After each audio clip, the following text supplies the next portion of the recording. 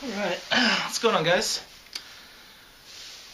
So I just watched a video with Tony Yates' last video where he kind of goes over all the beers that he brewed for 2016, just kind of what he was up to brewing-wise over the past year. And so it kind of inspired me to do a video on what I plan to do for 2006 or 2017. So kind of my brew year's resolution, if you will. So I've got a couple of them. The first one's going to be just keeping better track of my beers, writing everything down, and just keeping track of the beers I brewed, and the dates and stuff like that. I mean, I'll brew a beer and then I don't know, I can't even figure out when I brewed it, and so, or like when I dry hopped it, was it 4 days ago, was it 6 days ago? I'm really bad about keeping records on stuff, so just to kind of firm that up. The second one's going to be to come up with a house beer, just a beer that I brew often that's kind of repeatability, you know, kind of like a Hopback Nate or Dropkick Nate, sorry, like a Dropkick Nate type of beer that I can call my own. It's going to be a pale, hoppy beer. It's what I brew most often, and it's what I drink most often, so I pretty much know the grain bill, because I basically, for the most part, don't deviate from my grain bill very often. You know, like half a pound to a pound of Crystal 10, and then probably a half a pound of honey malt is kind of my go-to. I've been using a lot of oats lately, so that might be something I might do. I've been brewing a lot of New England style IPAs. So the London 1318, I'm really digging that yeast. Yeah, so that's probably where I'm leaning to. It could be a lager too, an Indian Pale Lager. I really like hoppy lagers. So yeah, we'll kind of see where that goes.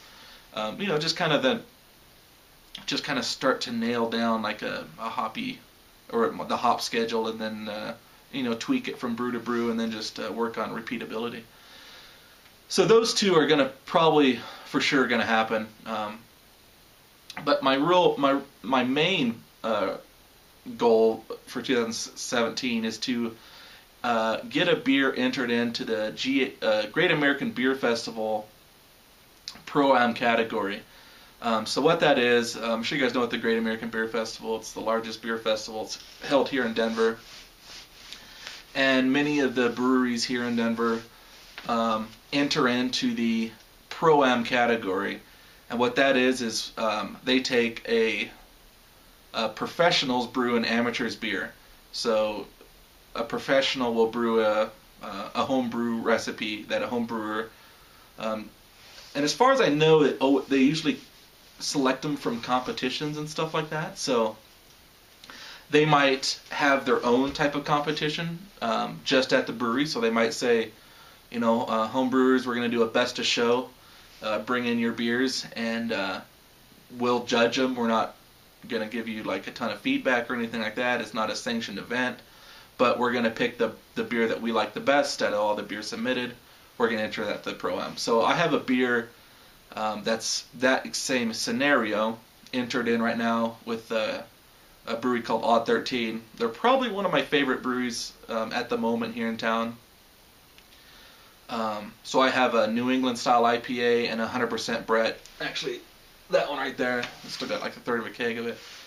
So I've got those two beers entered in, and the results of that should be actually coming up in the next 2 or 3 days. So we'll see. That'd be awesome if I could get in with those guys, because that would be really cool. But there's also, I brewed last weekend specifically for this next competition coming up at the end of the month, where they have a homebrew club is having a competition, like, you know, your standard homebrew club competition, and there's like 4 or 5 different breweries that are going to pick, you know, either their favorite beers out of the competition or the winners of a category. So you know, just because you won the pale ale category or an IPA doesn't mean that you'll be picked, because there's, you know, 15 different categories in this suspicious, 15 or 16 different categories, so there'll be, that many gold medal beers, but only 4 or 5 of those will be picked. So I brewed a coconut IPA that's kind of, it's based off of the Ryan Rashad, the Stone R&R recipe, but different grain bill, different hops. I guess the only thing that's same is it's an IPA and then it has coconut in it. So yeah, that'll be cool.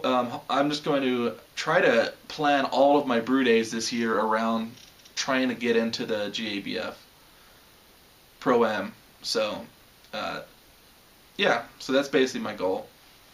I don't know if I get free admission. That'd be kind of cool too if I get free admission into the GABF if my beer is entered. Like if I get like a brewer's pass. I have to look into that. That'd be awesome too. That'd save me like $65. But yeah, so those are pretty much my my goals for 2017 brewing wise. Yeah, that's pretty much about it. I've done other goals in the past. One year was to get my barrel going, or that was 2 or 3 years ago. I think this year was kind of to brew more lagers, and I brewed quite a few lagers this year with pretty good success. So yeah, just challenging myself. But yeah, I'd be interested to see what you guys have going on for your New Year's resolution as far as brewing. Maybe it's to go to all grain, or something as simple as to shorten your brew days, to upgrade your system. I don't know. Be interesting to see, but yeah, it's always fun to get some sort of like little thing going. So, all right, guys.